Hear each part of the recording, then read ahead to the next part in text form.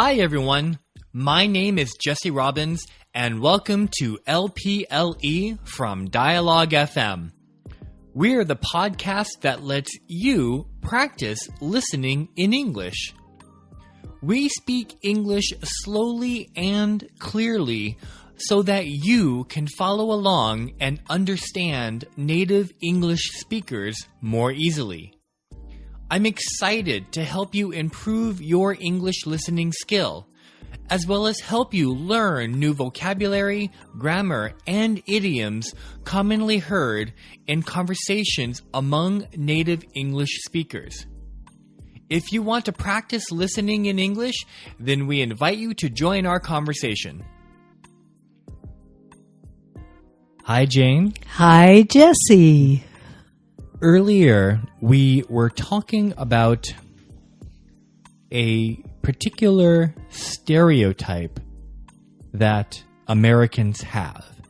A stereotype is a perception or a characteristic that people think something has. So, for example, a stereotype of Americans are we speak too directly. That's a stereotype. Yes, for a lot of cultures, we may be very direct. It's also true that you can compare us with some other Western European cultures where we are actually too indirect. But if you compare us with I think maybe especially Asian cultures, I think we are quite direct, or as you said, we are perceived as being very direct. Now, when it comes to language, when we think about the English language and how we use it, we realize that sometimes how we talk is not actually that direct. And the perfect example you talked about earlier was the conditional, right? The conditional is a typical if-then statement. Yes, usually it's with if and then. There are other ways. We could say, I wish, something like that. But in general, it's an if situation. And just as an example, if something like this, you could have studied harder if you had started sooner, might be a way of saying your test was really bad. We would hesitate as Americans to say you did a terrible job on the test, but we might use this very indirect structure. If you had started earlier, you might have had more time to study. Let's go back to the original conditional so that we can build up to the more difficult ones. And for listeners who don't know what conditional means, a conditional means that B will happen if A happens. A is a condition of B. Yes. So what are some... It's like cause and effect. Exactly. And we can have a sort of... If we're thinking of the future, it's actually pretty easy to understand. We say, if it rains tomorrow, I will not go out in the garden. That's right. But it's still a little tricky because after if, we don't use the future, even though we're thinking about the future. In fact, after it, the verb tense goes one step back. I'm thinking about the future, so I say, if it rains tomorrow, I will not go in the garden. The second part is in the normal verb tense, it's future. But after if, we already have a little complication with the verb tense. We just use the simple present. If it rains tomorrow, I will not go in the garden. The condition in that sentence is rains. Exactly. Right. So that's the condition. And the outcome is the action. So in this case, I will not go in the garden. Exactly, yes. So that's what we mean when we talk about the conditional. Okay. So that's a very simple and easy to understand example. If it rains, the condition, then I will not go in the garden. Yes. Okay, so that's the B. So if A, then B. Very simple. Right? Yes. So now from this conditional, it becomes more difficult, right? So you mentioned that you meet a number of students in general who have a difficult time understanding different kinds of conditionals. That's really true, and it's particularly true when we have what some grammar books call hypothetical conditional or condition contrary to fact. So, for example, let's take a rain and garden example, and let's put it in the present tense. Here's how I would say it. Oh, comment. Let's imagine tomorrow has come. Tomorrow is now today, and it is raining. All right. That's the situation. That's the current situation. That's the context. So if you That's remember, the context. If you remember last week's podcast, we talked about context. So there's the context for this scenario. So I am saying, if it weren't raining, I would go in the garden. In other words, I'm imagining a situation where it isn't raining and what I would do if that were true. And my students ask me, why don't you just say, it's raining, so I am not in the garden? And it's a good question. Why aren't we?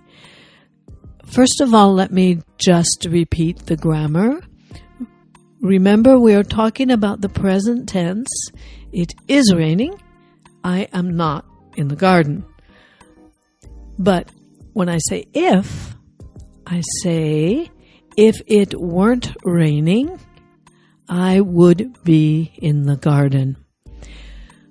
I not only go simple past, I change what would normally be was to were. So when, especially in America, when we use the conditional and have to say the simple past, we don't say was, we say if I were, if you were, if he were, if they were. That's all were. Luckily, that's the only verb that we have to change that way. Now, when in your example, when I think about that sentence, when I hear that sentence, we know the facts. The facts are, it's raining and you are not in the garden. However, the way that you use that conditional makes me think that you want to be in the garden and you wish that it were not raining. That's exactly right. Normally, we use it when we want to suggest another possibility, and it very often has to do with what our real desire is. It also can be used as a form of kind of politeness or consideration. Example could be, you promised to do some work in the garden. You promised your friend that you would do some work in the garden. And when the day happens, when the day comes, you are apologizing. You say, if it weren't raining, I would be in the garden. It's a way of saying you haven't forgotten, that you are a reliable person, that it's a way of saying you're sorry, but also expressing why and expressing your regret. That's fantastic. So that is another example of context. Yes. So in this context, you could have a conversation with your significant other. Let's say my wife asks me to go in the garden and she goes to work.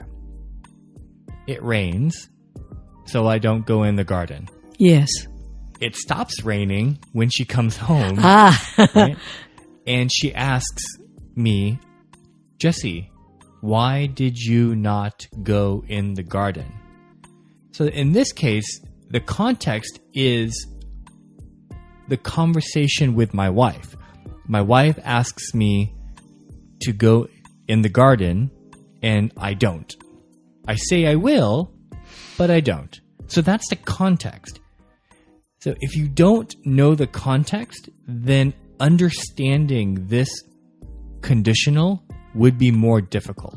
Yes, you would wonder why you use such a complicated sentence or grammatical structure to say something very simple. But if I can piggyback on your example of speaking with your wife, when your wife gets home, the rain is finished. She has no idea why you didn't do the work in the garden. And you would say, if it hadn't been raining, I would have gone into the garden, because it's now a situation which is in the past. That's right. That's right. In my explanation, I said that the rain stopped. Yes. So the raining is now in the past. It's not raining now, so the conditional and the verb changes. That's right. So I want to tell the listeners, remember, this is a podcast.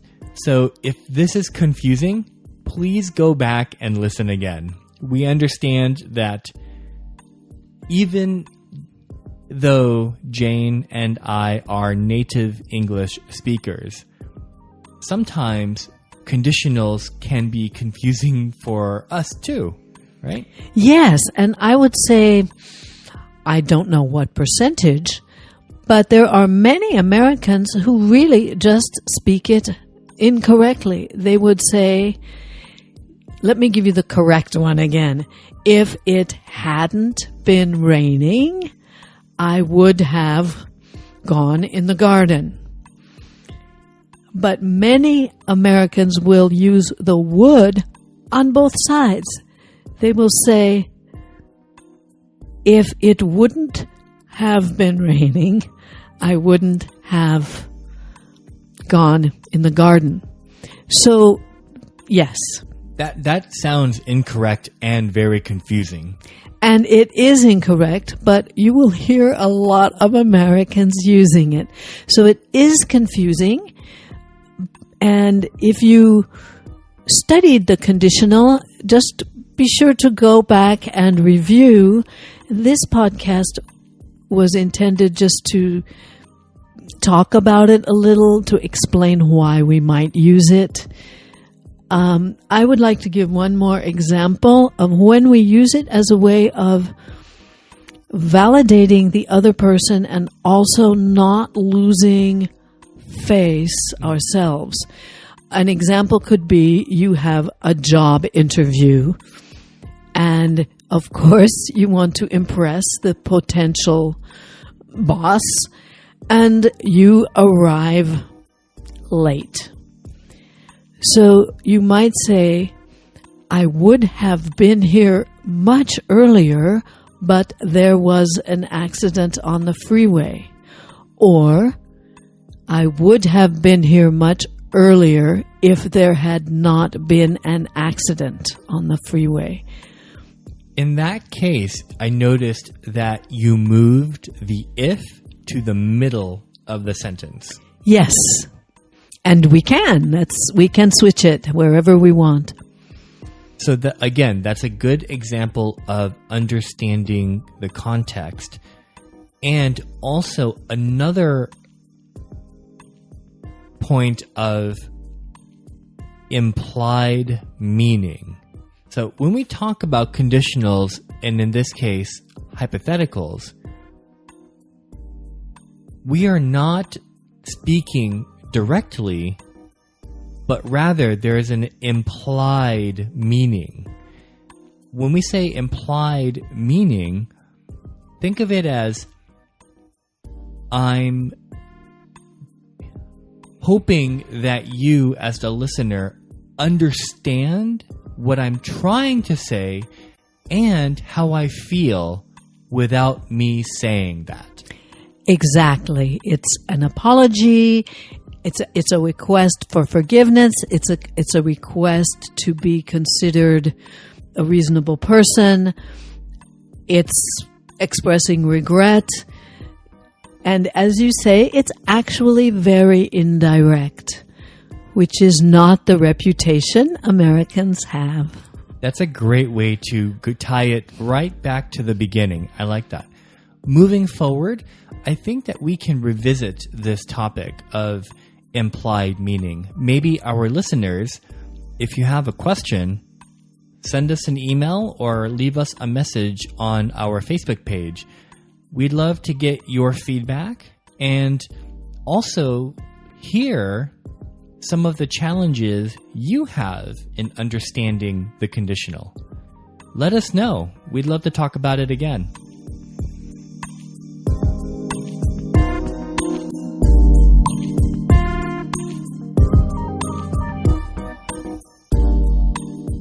Thank you for listening to this episode of LPLE. Let's practice listening in English from Dialogue FM.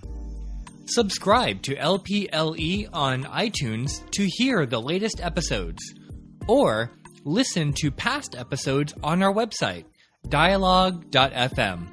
That's dialog.fm. If you have questions or comments about English, or if you would like for us to use a word, grammar, or idiom in our conversation so you can learn how to use it correctly, we would love to hear from you on Twitter at dialogue.fm or Facebook at facebook.com/dialoguefm.